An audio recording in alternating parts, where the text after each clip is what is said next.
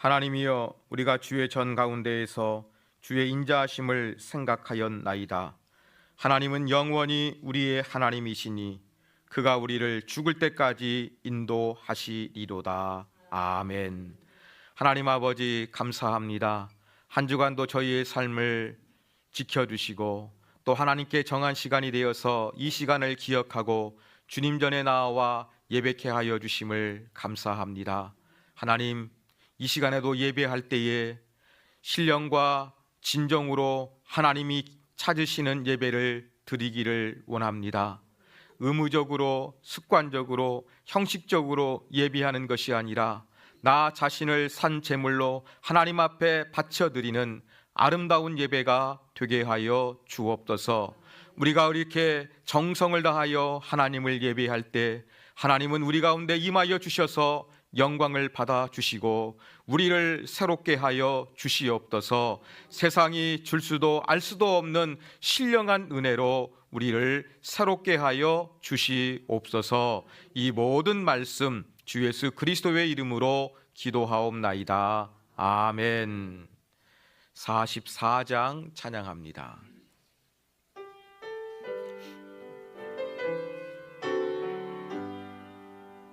지난 일의 동안에 예수 인도했으니 주의 전에 모여서 감사 찬송합니다. 가장 복된 이날은 하늘 안식표로다. 가장 복된 이날은 하늘 안식표로다. 주의 공로 힘입어 은혜 주심 빌 때에 화목하게 하시고 죄를 벗겨 주소서. 세상 걱정 버리고 은혜 받게 하소서. 세상 걱정 버리고 은혜 받게 하소서. 하나님의 이름을 찬송하러 왔으니 모임 중에 계시고 영광 나타내소서. 기쁜 하늘 잔치에 참여하게 하소서. 기쁜 하늘 잔치에 참여하게 하소서. 주의 기쁜 복음을 모두 듣게 하시고 주의 은혜 베풀어 위로하여 주소서. 주님 오실 때까지 이날 지키리로다. 주님 오실 때까지 이날 지키리로다.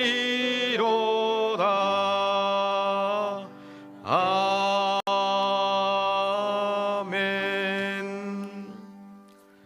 성시교도 갑니다. 교동문체 48번입니다. 47번이 아니라 48번 시편 106편입니다. 교동문 48번 시편 106편. 여호와여, 주의 백성에게 베푸시는 은혜로 나를 기억하시며 내가 주의 택하신 자가 형통함을 보고 주의 나라의 기쁨을 나누어 가지게 하사 우리가 우리의 조상들처럼 범죄하여 우리의 조상들이 애굽에 있을 때 주의 기이한 일들을 깨닫지 못하며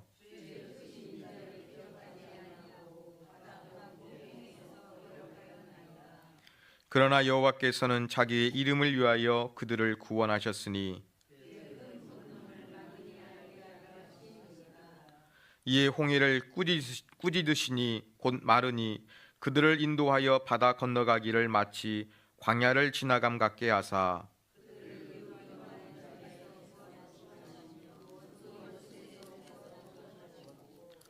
그들의 대적들을 물로 덮으심에 그들 중에서 하나도 살아남지 못하였도다.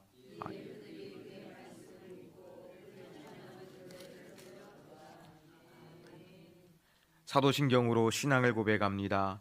전능하사 천지를 만드신 하나님 아버지를 내가 믿사오며 그 외아들 우리 주 예수 그리스도를 믿사오니 이는 성령으로 잉태하사 동정저 마리아에게 나시고 본디오 빌라도에게 고난을 받으사 십자가에 못 박혀 죽으시고 장사한 지 사흘 만에 죽은 자 가운데서 다시 살아나시며 하늘에 오르사 전능하신 하나님 우편에 앉아 계시다가 저리로서 산자와 죽은 자를 심판하러 오시리라.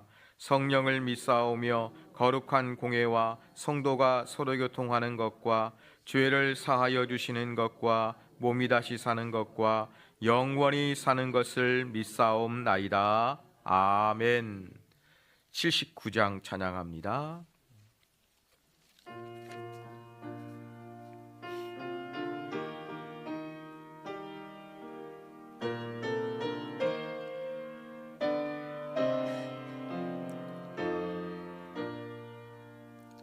주 하나님 지으신 모든 세계 내 마음 속에 그리워 볼 때 하늘의 별 울려 퍼지는 뇌성 주님의 권능 우주에 찾네. 주님의 높고 위대하심을 내 영혼이 찬양하네. 주님의 높고 위대하심을 내 영혼이 찬양하네. 숲속이나 험한 산 골짜기에서 지저귀는 저 새소리들과 고요하게 흐르는 시냇물을 주님의 솜씨 노래하도다. 주님의 높고 위대하심을 내 영혼이 찬양하네. 주님의 높고 위대하심을 내 영혼이 찬양하네. 주 하나님 독생자 아낌없이 우리를 위해 보내주셨네. 십자가에 피 흘려 죽으신 주 내 모든 죄를 대속하셨네. 주님의 높고 위대하심을 내 영혼이 찬양하네. 주님의 높고 위대하심을 내 영혼이 찬양하네.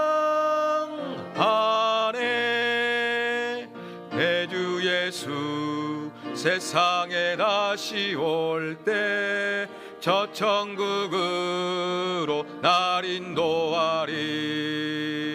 나 겸손히 엎드려 경배하며 영원히 주를 찬양하리라. 주님의 높고 위대하심을 내 영혼이 찬양하네. 주님의 높고 위대하심을 내 영혼이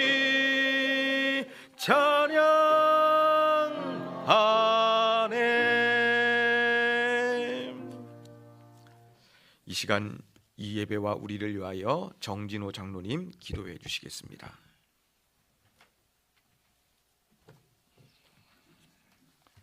다 같이 하나님 앞에 기도드립니다. 사랑과 은혜가 풍성하신 만왕의 왕이신 여호와 하나님 아버지, 오늘 거룩하고 복된 날, 내가 거룩하니 너희도 거룩하라 말씀하시며 영과 진리로 예배하는 자를 찾으시는 하나님 아버지, 이 시간 하나님을 경외하며 송축하며 찬양과 영광 드리게 하시니 감사를 드립니다. 우리 예배를 받아주시고 축복으로 인도하여 주시옵소서. 너희는 먼저 그의 나라와 그의 의를 구하라. 그리하면 이 모든 것을 너에게 더하시라 말씀하신 하나님, 하나님의 나라와 하나님의 뜻이 무엇인지 분별할 수 있도록 영안이 열리게 하시고 오직 하나님 나라 영광만을 위하여라며 하나님의 뜻을 이루어가는 삶을 살도록 성령님 인도해 주시옵소서. 하나님 아버지, 지난 한 주간도 주님의 말씀대로 살기를 원했지만 말씀대로 살지 못한 일이 많았습니다. 이 시간 알고 모르고 지은 모든 죄 다 내려놓고 낱낱이 고백하고 회개합니다. 하나님 용서해 주시옵소서. 삼강교회를 사랑하시는 주님, 저희 삼강교회 모든 성도들이 하나님 중심, 말씀 중심, 교회 중심이 되어 영적으로 크게 부흥되게 하시사 이 지역에 믿지 않는 자들을 구원하는 구원의 방주가 되도록 축복해 주시고 담임 목사님 목회 계획이 순적히 진행되도록 성령님 인도하여 주시옵소서. 하나님 아버지, 대니 수능 시험이 4일 앞으로 다가왔습니다. 수능 시험에 임하는 김주영, 김주승, 유예은, 김우진, 정채은 5명의 수험생 자녀들에게 그동안 열심히 준비해온 모든 것을 차분하고 안정된 마음으로 최선을 다해 시험에 임하여 좋은 결과로 좋은 대학에 진학할 수 있도록 하나님 축복으로 인도하여 주시옵소서. 11월 감사달을 허락하신 하나님, 우리 주변에는 아직도 믿지 않는 자들이 너무나도 많이 있습니다. 믿지 않는 자를 초청하여 함께 하나님께 감사와 찬양과 영광을 드리며 기쁨을 나누는 구원의 자리가 되도록 성령님 인도하여 주시옵소서. 이 시간 담임 목사님 말씀을 전하십니다. 성령님 붙들어 주시옵소서. 말씀을 받을 때에 사람의 말로 받지 아니하고 하나님의 말씀으로 받을 때에 믿는 자 가운데 역사하시는 하나님 아버지, 말씀을 듣고 깨닫고 순종할 때에 축복으로 인도하여 주시고 말씀을 통해 주님의 음성을 듣고 주님을 만나고 돌아가는 은혜의 시간 되게 하여 주시옵소서. 주님, 작은 신음에도 응답하시는 주님, 영과 육이 연약하여 병상에서 간절한 마음과 믿음으로 예수 이름을 부르고 예수 이름을 선포할 때 성령님 임하시옵소서. 주님 오셔서 만져주시고 역사하여 주시옵소서. 능력을 베풀어 주시옵소서. 치료의 왕선을 주시고 회복시켜 주시옵소서. 온전케 하여 주시옵소서. 오늘도 하나님 아버지께서 명하신 복음 전파를 위하여 타국에서 목숨을 내놓고 충성하는 본교의 김대현, 김선옥 선교사님 가정과 세계 각지의 선교사님들 사역 위에, 그리고 국내에 적은 수가 모여 예배드리는 농어촌 지역에 축복으로 인도하여 주시옵소서. 예배를 마치는 아버지 하는 시간까지 사탄마귀 일절 틈타지 않도록 성령님 함께하여 주시옵소서. 예수님의 이름으로 기도드렸사옵나이다. 아멘.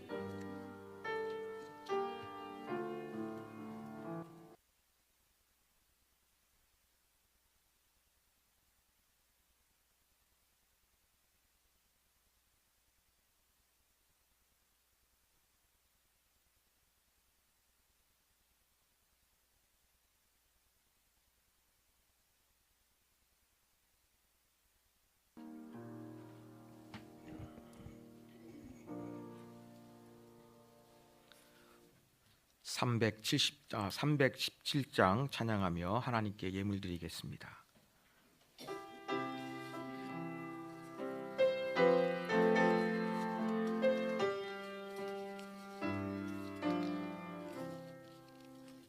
주 예수 주신 은혜 한없건마 내 주 앞에 이 적은 것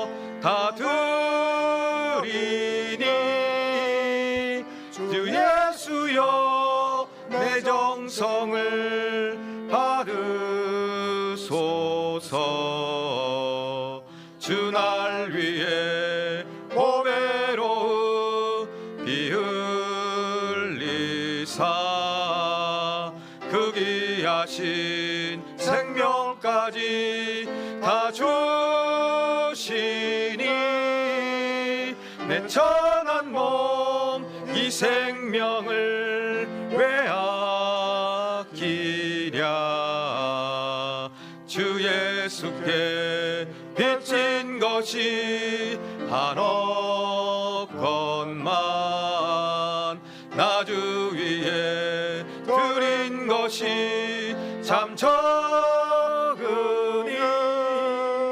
주 예수여 너그럽게 보옵소서.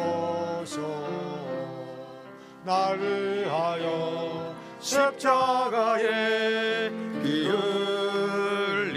흘리신 주 수익세수의 은혜로서 인치시고 내 모든 것 주의 소유 삼으소서. 주 날 위해 그 귀한 몸 버리사 이 내 몸을 값으로 사셨으니 주 예수로 주 예수께 바칩니다. 하나님 아버지, 주님을 사랑합니다. 입술로만 사랑한다고 하는 것이 아니라 우리의 마음 깊은 곳에서 정말로 주님을 사랑합니다. 더 사랑하기를 원합니다. 이러한 사랑의 표현을 우리가 어찌할 수가 있겠습니까? 이 시간 주님 앞에 예물을 드림으로 말미암아 하나님에 대한 사랑과 믿음 모든 것을 맡기는 표현으로 바치오니 주께서 기쁘게 받아주시기를 원합니다. 과부의 두렙돈처럼 적은 예물이지만 믿음으로 구별하여 드렸사오니 솔로몬의 1000번제와 같이 아벨의 제사와 같이 하나님께서 기쁘게 받아 주시옵소서. 하나님께 향기로운 제물이 되어 하나님 앞에 상달되게 도와주시고 하나님은 하늘 문을 여시고 기도에 응답하여 주시고 아름다운 것으로 채워주시는 역사가 있게 하여 주시기를 원합니다. 하나님, 주정헌금을 드리고 성교헌금을 드리고 감사헌금을 드리고 소득의 10의 1조를 드립니다. 목적대로 하나님 예물을 드린 자마다 다 복을 주시고 은혜 베풀어 주시옵소서. 특별히 상광교회 예배드리게 하여 주심을 감사하고 실수하지 않고 시험 잘 치르기를 원하는 마음으로 예물을 드린 손길들 있사오니 저들의 소원이 이루어지게 하여 주시옵소서. 살아계신 하나님, 전능하신 하나님 도와주시옵소서. 우리와 우리 예배를 주님께서 기쁘게 받아주실 줄로 믿고 감사를 드리오며 예수님의 이름으로 기도 올리옵나이다. 아멘. 하나님의 말씀은 신약성경 마가복음 11장 19절부터 25절까지의 말씀입니다. 제가 가진 성경 신약 74페이지에 있습니다. 저와 여러분이 한 절씩 교독합니다. 그리고 날이 저물매 그들이 성 밖으로 나가더라.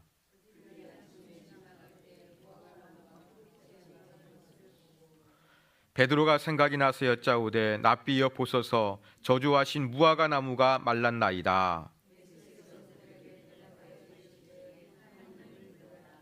내가 진실로 너희에게 이르노니 누구든지 이 산더러 들리어 바다에 던져지라 하며 그 말하는 것이 이루어질 줄 믿고 마음에 의심하지 아니하면 그대로 되리라.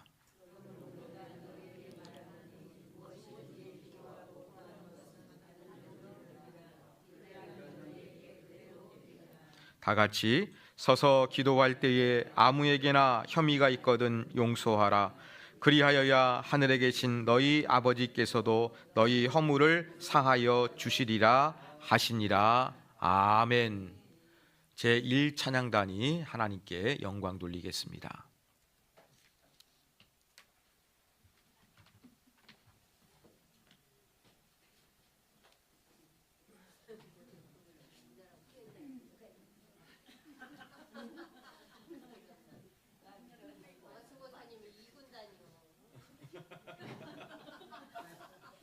습관이 되셔가지고.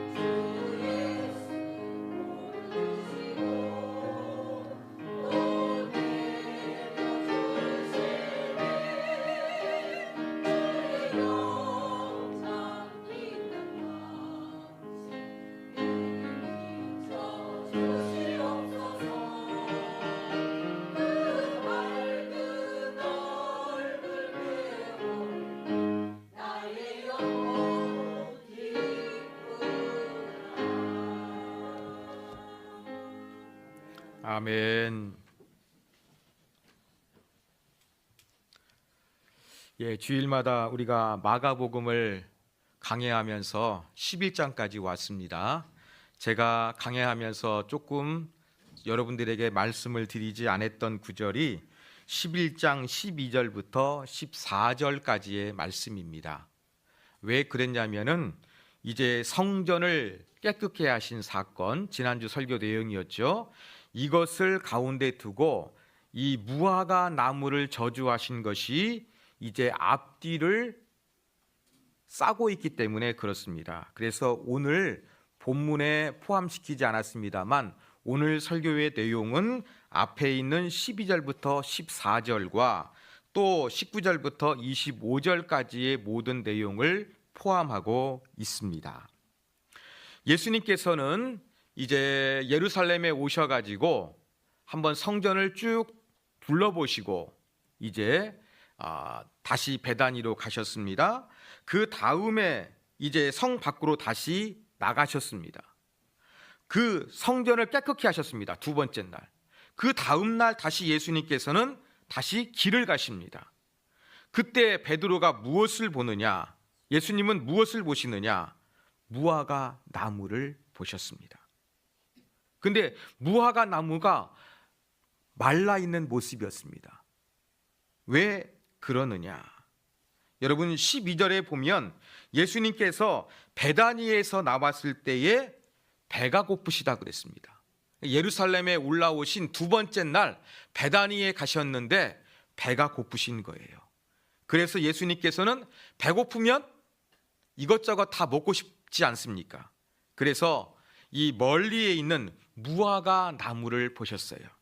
그리고 무화과 열매가 있을까 하여 한번 살펴보신 것입니다. 근데 잎사귀는 무성한데 열매가 전혀 없습니다. 그래서 예수님께서 14절에 보면 무화과 나무를 저주하셨어요. 이제부터 영원토록 사람이 내게서 열매를 따먹지 못하리라. 이렇게 저주를 하셨어요. 그리고 이것을 제자들이 들었어요. 그리고 그 다음 날이 되어가지고 다시 이 길을 지나가게 되었는데 어떻게 되었습니까? 영원토록 내게서 열매를 따먹지 못하더라. 예수님께서 말씀하시니까 이것이 그대로 이루어진 거예요. 20절에 보니까 그 다음 날 무화과 나무가 뿌리째 말라버렸습니다.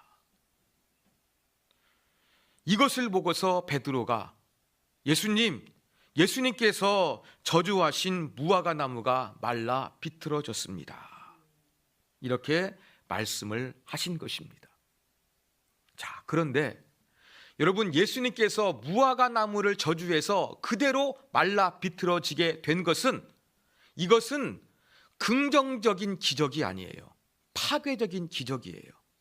여러분 성경에서 예수님께서 놀라운 이적을 행하셨는데 파괴적으로 부정적으로 기적을 일으켜신 경우가 딱 한 번, 바로 무화과 나무 저주입니다.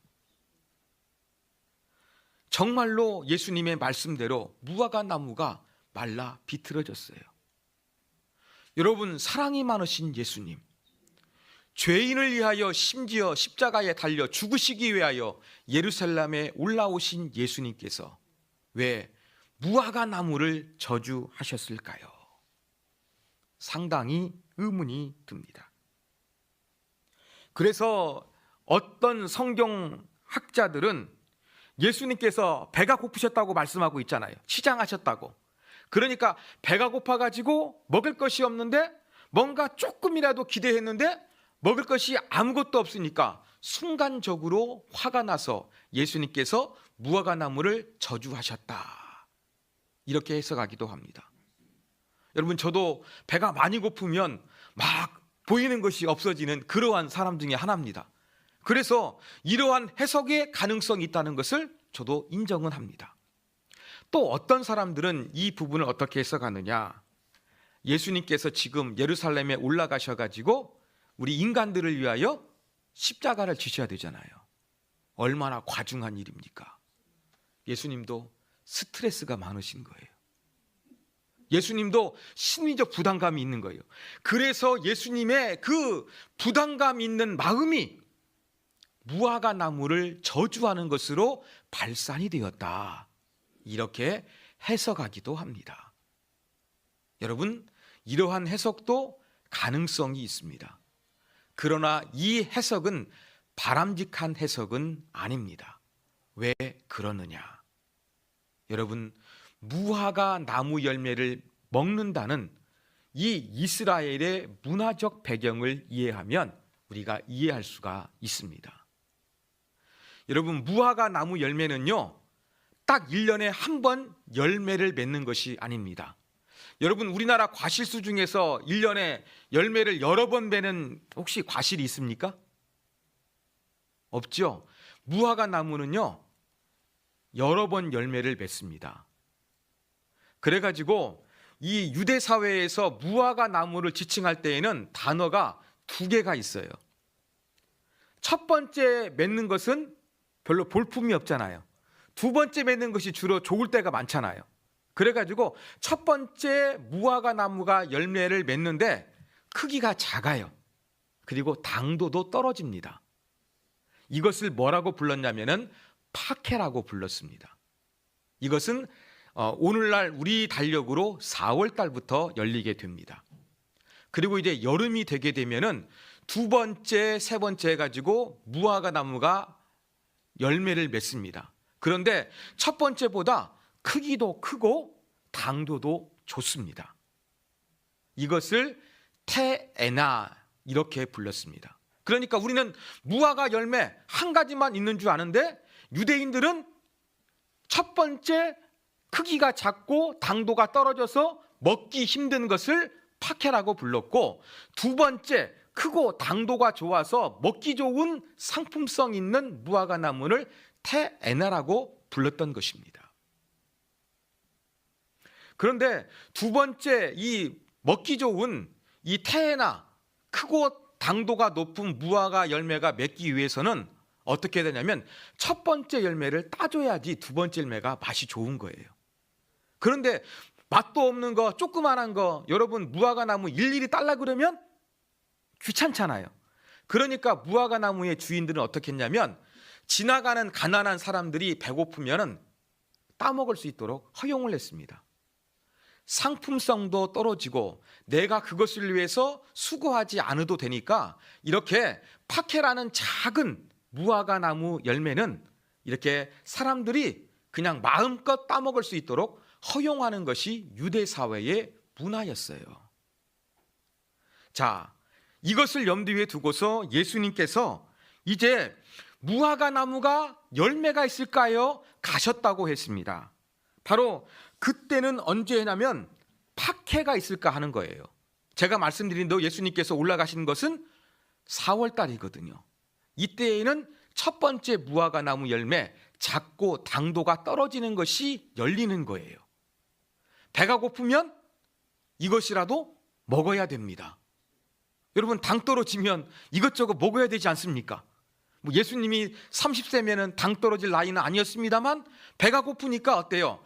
그 조그만한, 조금 당도 떨어지고 크기도 작지만 그래도 허기가 징겼으니까 이것을 만족시키기 위하여 혹시나 열매가 있을까 해서 드시기 위해서 가셨던 거예요. 그런데 어때요? 그 조그만한 열매도 없는 거예요. 그러면 어떻습니까? 이 나무가 쓸모가 없지 않습니까? 그래서 예수님께서 저주를 하신 거예요. 이러한 문화적인 배경을 이해하게 되면 예수님께서 뭐 너무나 배가 고파가지고 순간적으로 이성을 잃었거나 십자가를 지시기 위해서 너무나 큰 중압감과 스트레스를 받았기 때문에 과격한 행동을 하신 것이 아닙니다. 유대인 누구나 배고플 때 손쉽게 따먹을 수 있는 상품성이 없는 작고 당도가 떨어지는 파케라는 열매, 이 조그마한 것이라도 있을까 해서 가봤는데 이러한 열매도 없으니까 예수님께서는 아무 쓸모도 없는 나무이기 때문에 저주를 하셨던 것입니다. 이것을 그 다음 날 제자들이 발견했습니다.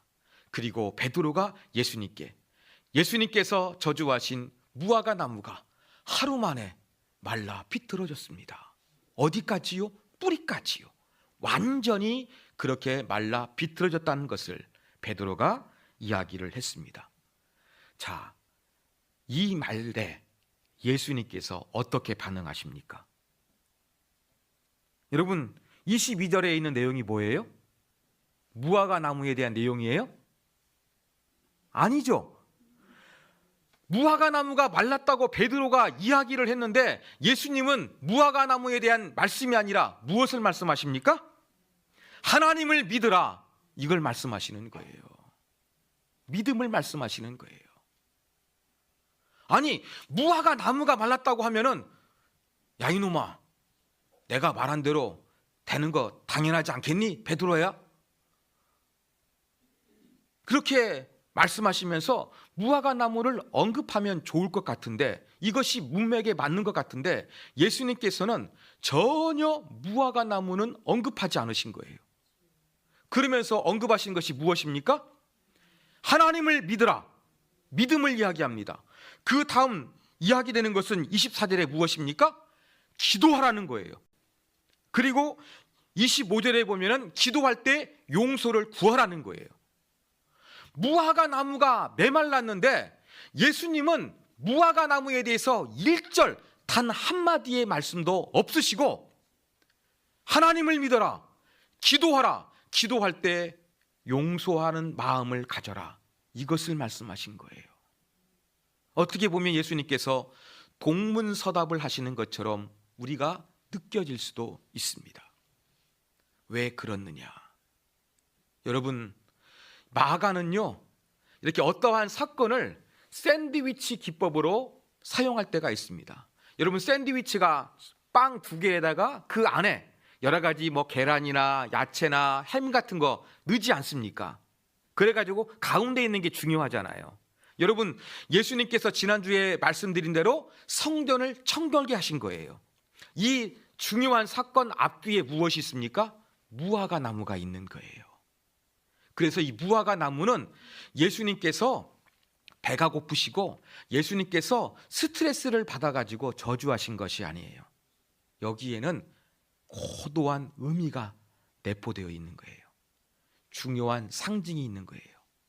어떠한 상징이었느냐? 여러분, 예수님께서 성전에 들어가 보니까 만민은 기도하는 집이 되어야 되는데 어때요? 자기의 입속을 챙기는 강도의 구렬, 장사속이 됐거든요. 그래서 예수님께서 모든 것을 다 뒤집어 엎으셨던 거예요.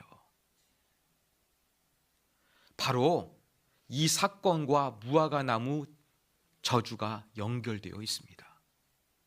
예수님은 무화과 나무를 저주하셔서 무엇을 보여주셨느냐? 유대 종교에 아무런 열매 없는 허무한 신앙을 보여주신 거예요. 지금 유대인들이, 제사장들이, 서기관들이, 바리새인들이 하나님을 믿으며 잘 믿는 것처럼 그렇게 뽐내고 있어요. 제사를 드리고 있어요. 성전에서 무엇인가 행하고 있어요. 그런데 그 안에는 정말 뭐가 없는 거예요? 열매가 없는 거예요. 열매가 없기 때문에 유대의 종교에는 구원이 없는 거예요. 희망이 없는 거예요. 하나님의 뜻이 이루어질 수가 없는 거예요. 그 결과 무엇이 임할 것이다? 무화과 나무가 말라 비틀어졌던 것처럼 하나님의 심판이 임할 것이라는 것을 상징적으로 보여주는 것이 바로 예수님께서 무화과 나무를 저주하신 사건이었습니다. 이런 것을 볼 때 예수님은 배가 고파서 순간적으로 이성을 잃어버린 것도 아니고 십자가를 주시기 위해서 심적인 압박 속에서 스트레스가 너무 커서 홧김에 그렇게 무화과 나무를 저주하신 것이 아니었습니다. 이 무화과 나무를 통하여 아무런 열매도 없는 쓸데없는 유대 종교 지도자들의 신앙생활, 이것이 얼마나 가치 없고 이것이 어떠한 결과를 초래하느냐를 보여주시기 위하여 예수님께서는 무화과 나무를 저주하신 것입니다. 여러분, 바리새인들은 헌금도 많이 하고 금식도 하고 기도도 많이 하고 구제도 한다 그러면서 자랑했습니다. 성전에서는 많은 재물들이 태워지고 있었습니다. 그러나 종교 행위는 많이 있었지만 정말로 주님이 기뻐하시는 아름다운 예배의 모습, 하나님이 찾으시는 것이 없었던 거예요. 예수님 말씀하셨던 것처럼 만민이 기도하는 집, 많은 사람들이 하나님을 만나는 공간이 되어야 되는데 그것이 전혀 이루어지지 아니하는 속된 곳으로, 경제적인 이득을 취하는 것으로, 형식적인 곳으로 전락하고 있었던 것이었습니다. 예수님께서는 이러한 것들을 드러내시기 위하여 무화과 나무를 저주하셨습니다. 그러면서 예수님 뭘 말씀하십니까? 믿음을 강조하셨습니다. 믿음을 강조하시면서 23절에 보면 뭐라고 말씀하셨습니까? 내가 진실로 너희에게 이르노니 누구든지 이 산더러 들리어 바다에 던져지라 하며 그 말하는 것이 이루어질 줄 믿고 마음에 의심하지 아니하면 그대로 되리라. 이 산은 무엇일까요?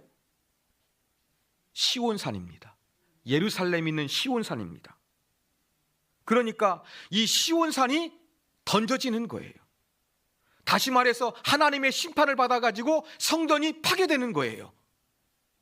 그런다 할지라도 어때요? 무엇이 남아있다는 겁니까? 믿음이 있다는 거예요. 비록 유대 종교는 부패해가지고 하나님의 심판을 받게 될 것이지만 그래도 남아있어야 될 것이 무엇이냐? 하나님에 대한 믿음이라는 것입니다. 그래서 이 예수님께서는 무화과 나무와 산, 없어질 유대 종교의 헛된 이 잘못된 신앙을 언급하신 거예요. 이것은 사라진다는 것입니다. 이것은 심판을 받는다는 것입니다.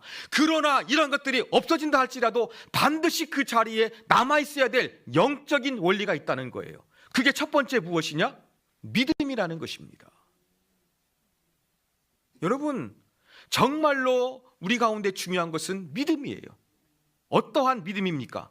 예수님 뭐라고 말씀하셨습니까? 하나님을 믿으라. 우리가 믿음을 이야기할 때요, 믿음의 분량을 이야기할 때가 많습니다.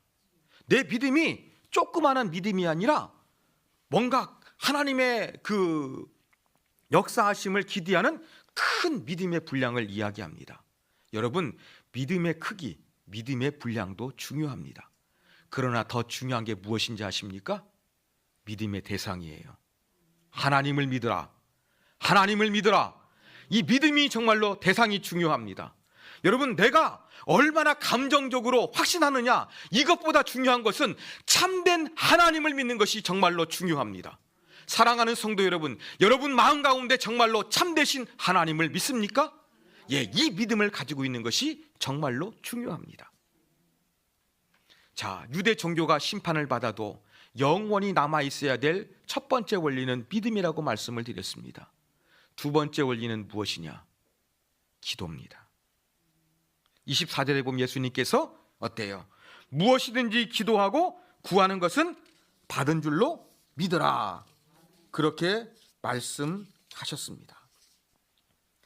여러분, 믿음이 중요하고요, 그 다음으로 예수님께서 언급하신 것은 기도예요. 저는 설교를 준비하면서 예수님께서 믿음을 언급하신 것은 이해가 되는데 왜 믿음 다음에 기도를 언급하셨을까? 이러한 부분들을 곰곰이 조금 제가 스스로 질문을 던지면서 묵상해 보았습니다. 제 결론은 무엇이냐면, 여러분, 믿음을 표출하는 것이 주로 예배를 통해서도 이루어지지만 이 우리가 믿음이 있으면 하나님을 의존하는 기도 행위로 이어질 때가 있습니다. 그렇지 않습니까? 예, 하나님을 믿으라 그렇게 이야기했고, 하나님을 믿는 어때요? 그러한 믿음의 표현으로서 우리 가운데 수반되어야 할 것이 바로 무엇입니까? 기도하는 거예요. 기도하는 거예요. 그리고 지난 시간에 살펴본 대로 내 집은 만민이 기도하는 집이 되어야 된다고 예수님 말씀해 주셨잖아요. 그래서 교회 안에서 정말로 중요한 것은 믿음이에요. 그 믿음이 표출되는 게 무엇이냐? 바로 기도라는 것입니다. 하나님을 믿으면 어때요? 기도를 통해서 하나님과 대화를 해야 되는 것입니다. 여러분, 기도는 일방적인 게 아니에요. 하나님과 대화예요. 보이지 아니하지만 하나님은 우리의 기도를 다 듣고 계십니다. 여러분 믿습니까? 확신하십니까? 이게 믿음입니다. 정말로 하나님을 믿으면 하나님과 대화하십시오. 일방적인 게 아닙니다. 내가 말하면 하나님께서는 전지전능하시기 때문에 다 알고 계시고 하나님의 때가 되면 응답해 주실 줄로 믿습니다. 그러므로 하나님을 믿는다면 우리 가운데 자연스럽게 이루어지는 것이 무엇이 되어야 되느냐? 기도가 되어야 되는 거예요. 내가 하나님을 믿기 때문에 하나님을 의존하는 거예요. 여러분, 신뢰하는 사람에게 어떻습니까? 내 고민을 털어놓고 내 인생의 문제를 상의하고 싶은 마음이 있지 않습니까? 또 하나님, 바로 하나님이 이러한 존재가 되어야 되는 거예요. 하나님을 믿기 때문에, 하나님이 최고이기 때문에 어때요? 늘 항상 기도하며 하나님을 의존하는 것. 그리고 하나님의 뜻이 무엇인지 하나님과 대화하면서 하나님께서 원하시는 것을 찾기 위하여 노력하며 순종하는 것, 이것이 바로 믿음의 표현이고 이것이 바로 기도인 것입니다. 사랑하는 성도 여러분, 우리는 기도해야 될 줄로 믿습니다. 왜 기도해야 됩니까? 내가 필요한 것이 있기 때문에 그것을 하나님께 얻어내기 위해서 기도하는 경우도 있습니다만, 더 근본적으로 기도해야 될 이유는 무엇입니까? 내가 하나님을 신뢰하기 때문에 하나님과 대화하며 하나님을 의지하는 것입니다. 하나님의 지혜, 하나님의 도우심을 구하는 것입니다. 이게 기도의 본질입니다. 그러므로 사랑하는 성도 여러분, 진정으로 하나님에 대한 믿음이 있다고 한다면 저와 여러분은 하나님께 기도하는 사람이 되어야 될 줄로 믿습니다. 기도가 항상 교회 안에서 엎드려 기도하는 것만이 기도는 아닙니다. 순간적으로 하나님을 부르십시오. 순간적으로 하나님 어떻게 해야 돼요? 내가 어떻게 결정해야 돼요? 이렇게 하나님께 물으십시오. 이것도 기도입니다. 이러한 기도를 통하여 하나님과 대화하시고 하나님을 의지하는 믿음을 표현하실 수 있는 저와 여러분이 되기를 주의 이름으로 축원합니다. 여러분, 그리고 이 예루살렘 성전, 헛된 것이기 때문에 심판을 받아 파괴되지만 그 영적인 원리, 무엇이 남아야 되느냐? 믿음이 남아야 되는다. 그 다음에 기도해야 된다. 마지막 세 번째가 바로 무엇이냐면 용서입니다. 용서입니다.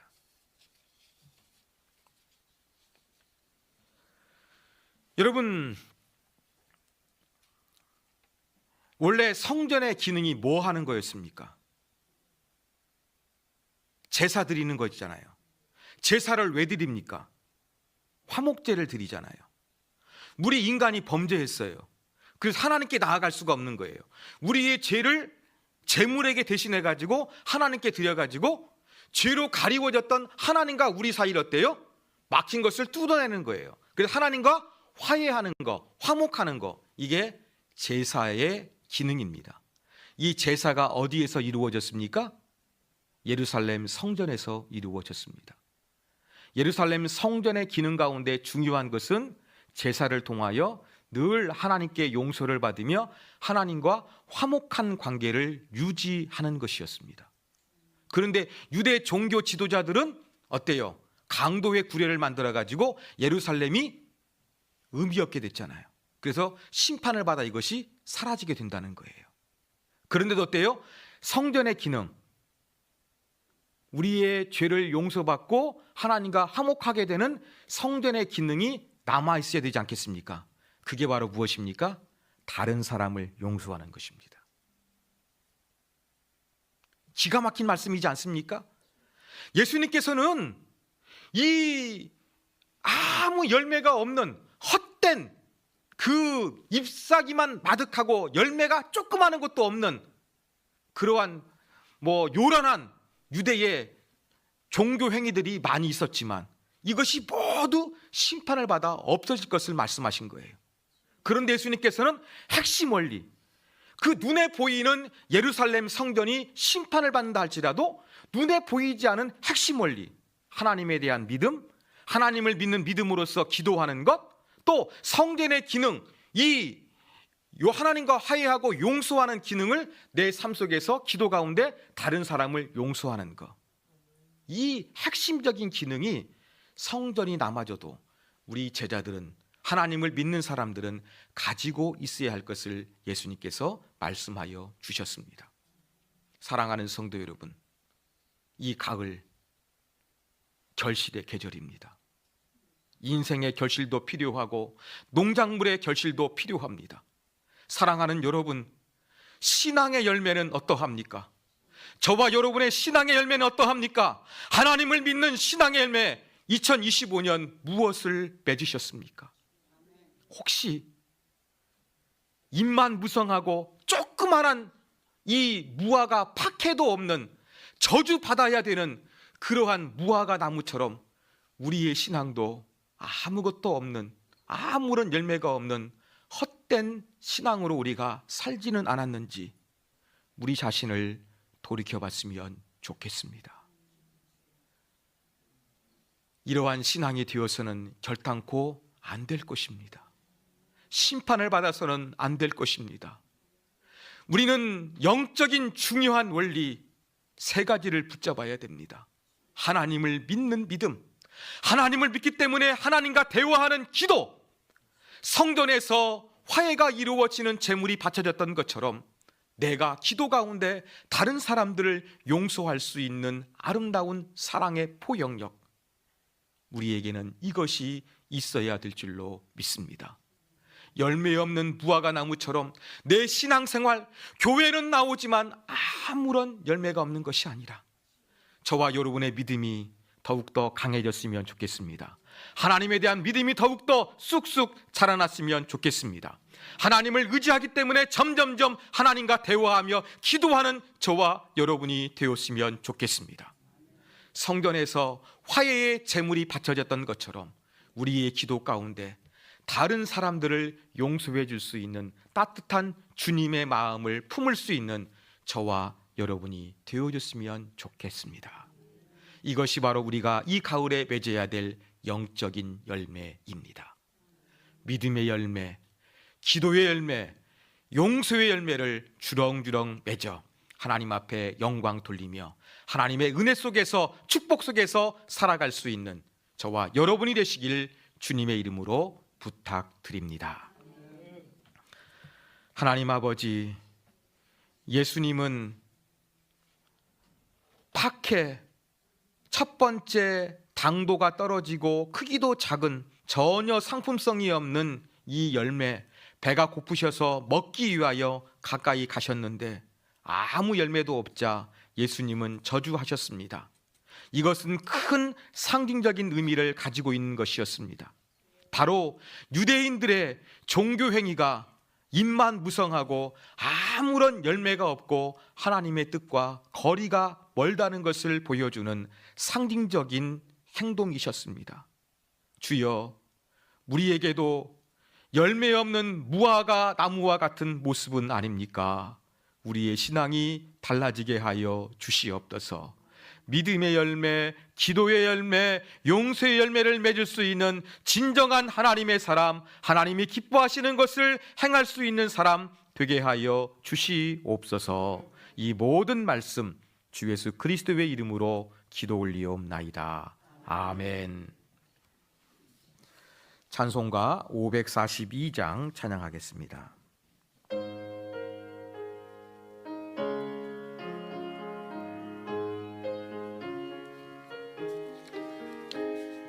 구주 예수 지함이 심히 기쁜 일일세.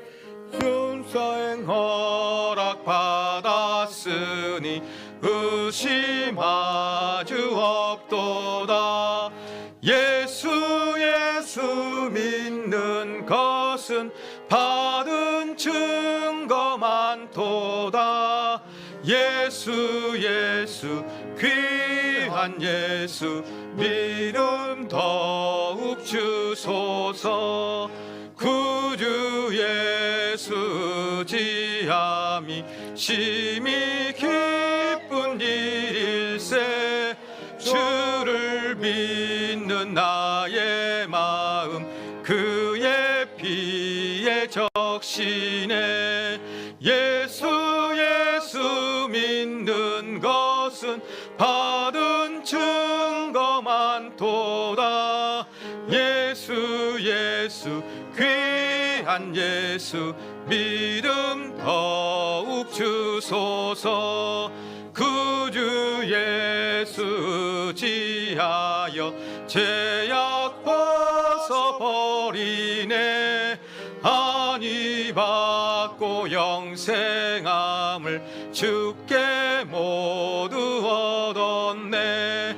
예수 믿는 것은 받은 증거 많도다.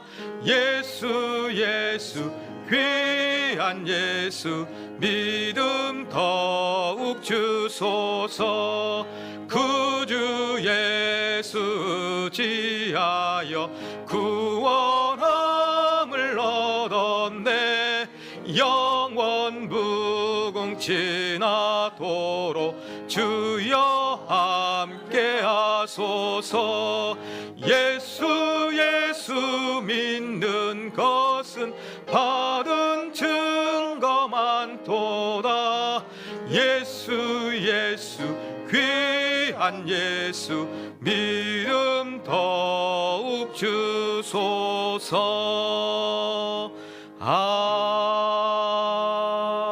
아멘. 예, 광고 말씀드리겠습니다.